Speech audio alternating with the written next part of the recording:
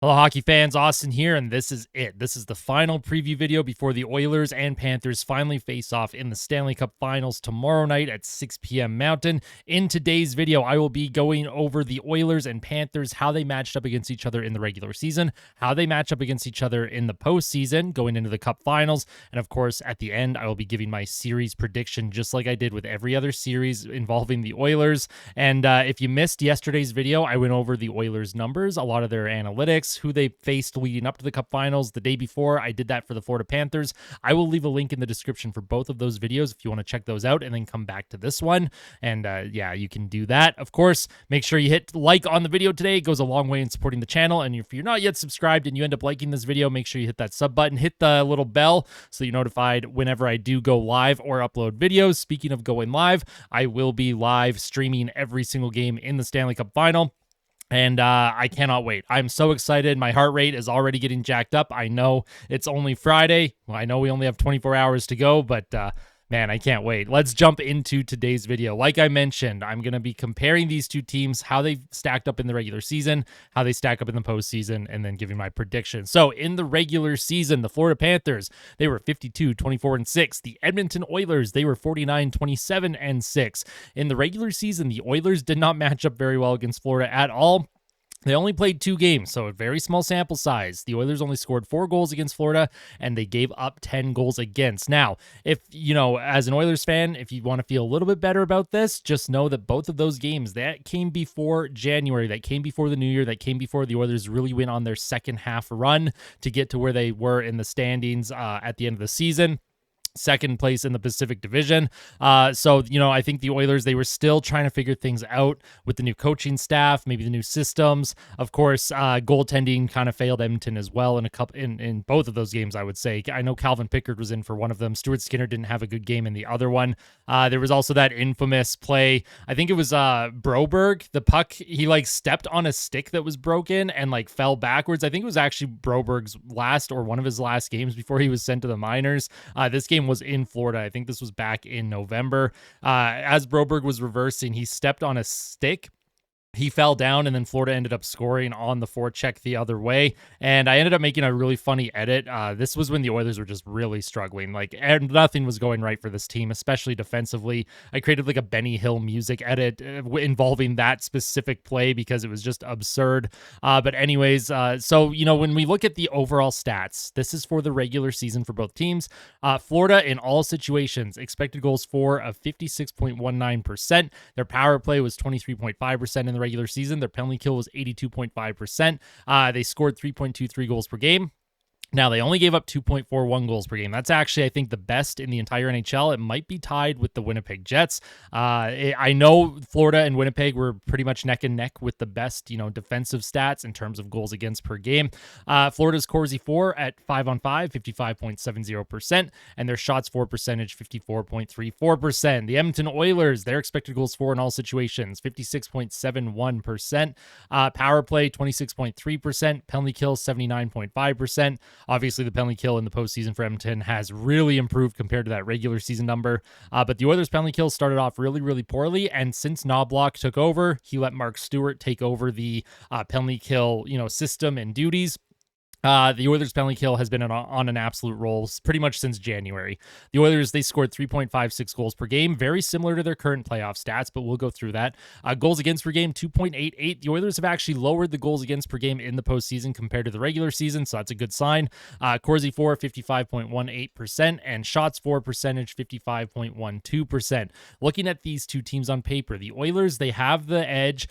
You know, if we're just looking at the regular season stats here, the Oilers had the edge in expected goals for, power play, goals per game, and shots for percentage. However, the shots for percentage, a marginal difference. Goals for per game. Obviously, Florida still scores almost 3.25 goals per game, so they're a very good offensive team. Now, Florida, they had the advantage in penalty kill, goals against per game, and Corsi for percentage. Again, Corsi for, pretty marginal difference there. On paper, if you were just to look at the regular season stats and just look at these two teams on paper, you'd go, man, that's a pretty even matchup. Like, these two teams, only 3 wins separated them in the standings. Florida had 52 wins. The Oilers had 49.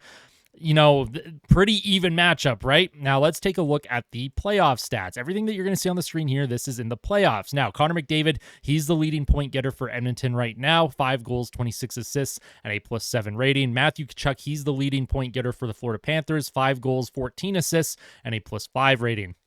Looking on the Oilers side, 12-6 in the postseason, expected goals for in all situations, 54.28%. Their power play is unbelievable right now. It's at 37.3%, but even more unbelievable than their power play is this penalty kill. Edmonton's penalty kill in the playoffs, 93.9%. I've never seen anything like this in the playoffs. This might be one of, if not the greatest runs of a penalty kill in NHL history.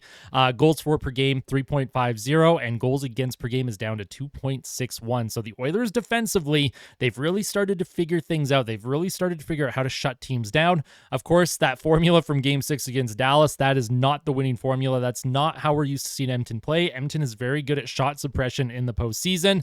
They gave up just a little bit too much than I would be comfortable with, especially up against the Florida Panthers here.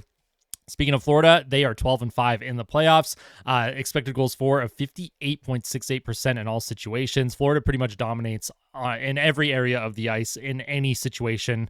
5-on-4, 5-on-5, even strength, that sort of thing. Florida's power play, 23.3%, pretty much the exact same as the regular season. So their power play hasn't really, improved or gotten worse.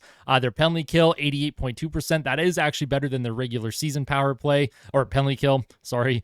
Goals for per game, 3.24, which is right in line with what they were scoring in the regular season, pretty much right on the money. And goals against per game, 2.29, which is actually a little bit better than their regular season stats. So Florida, their expected goals for and their goals against per game has improved, and their penalty kill. So Florida, it's like they hit the postseason, and they've really, what they excelled at in the regular season, they've managed to build on that as well in the playoffs.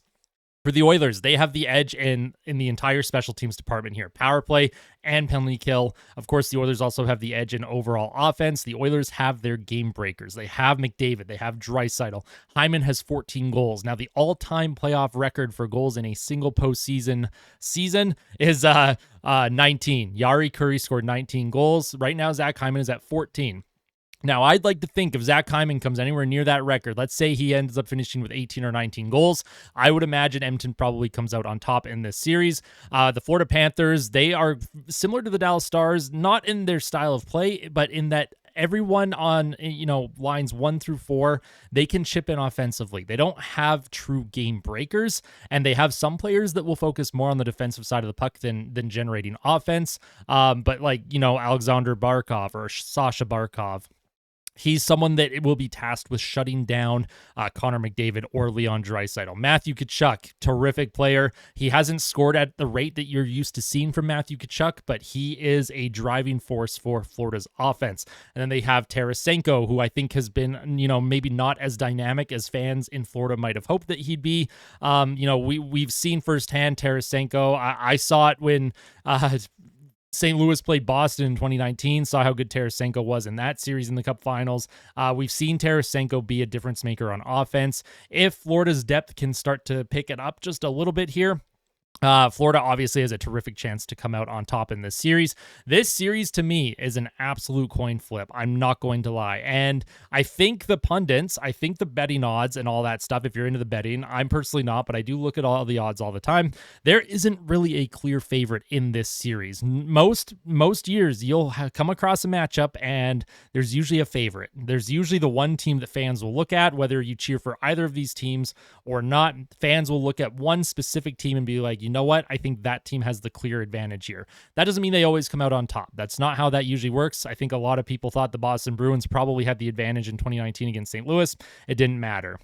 Obviously, I think the most recent example of a team that had a clear advantage and ended up just winning in 5 games was Tampa Bay over Montreal in 2021. Sorry, Habs fans. I don't mean to bring up poor or bad memories here, but that was a situation where I think a lot of fans knew, wow, Montreal's on just a Cinderella run. Probably, not a type of team that you would expect to make the Cup Finals based on what that roster was on paper. Montreal obviously played very well in that postseason, not taking anything away from them. But that was a situation where Tampa, on paper, that's a team that should have won, and they did.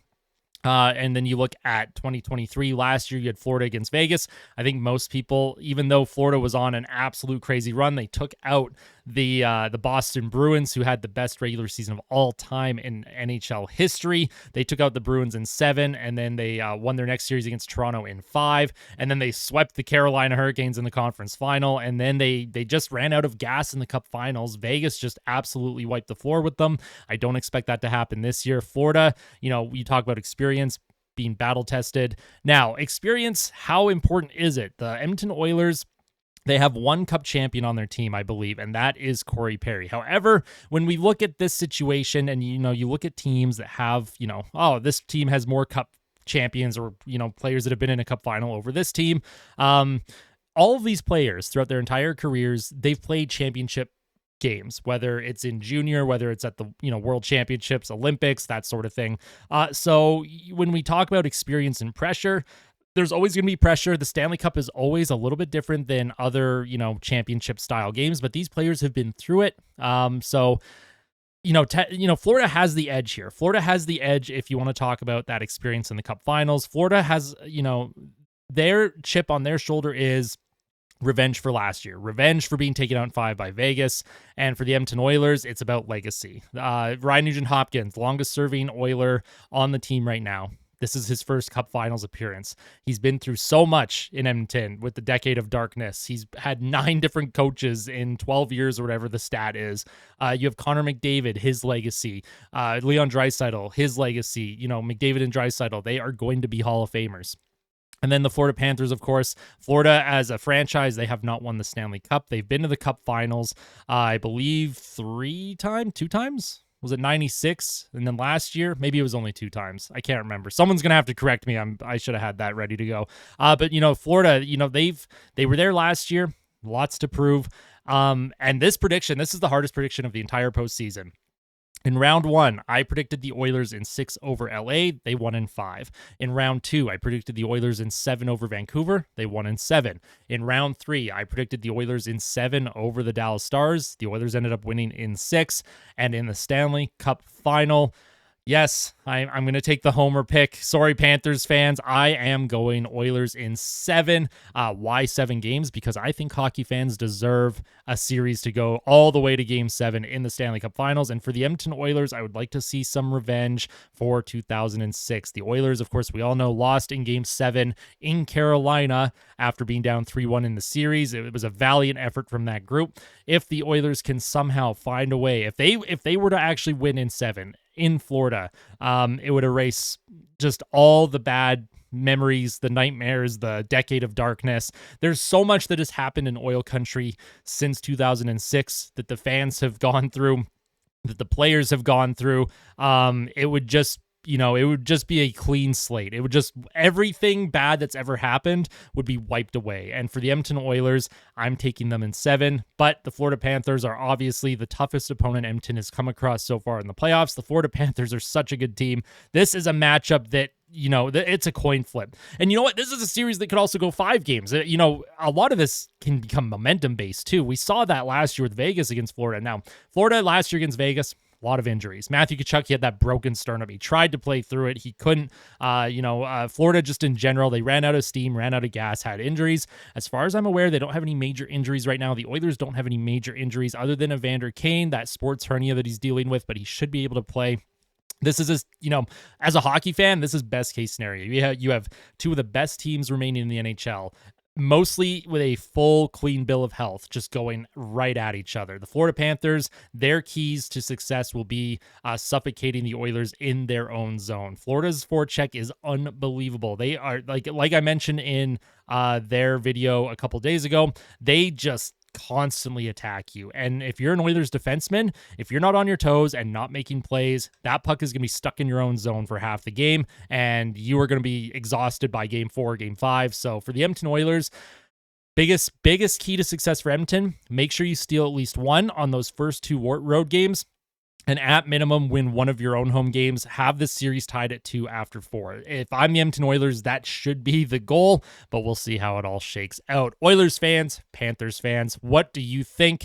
Let me know all of your thoughts in the comment section below. Let me know your own prediction in the comment section below. I'm excited to hear from all of you. Panthers fans, I'm excited to interact during the finals here. All the other fan bases that Edmonton has played leading up to this point, they were all great. Canucks fans were great, Kings fans, Stars fans. I'm excited to interact with a lot of Panthers fans now, so I'm excited for this matchup. I cannot wait to get this thing going. It has been a long time coming for the Oilers and for the Florida Panthers. Obviously, they were here last year, but they're not here often. So Florida fans also incredibly excited. I can't wait. Let's get this thing started. Let's go Oilers.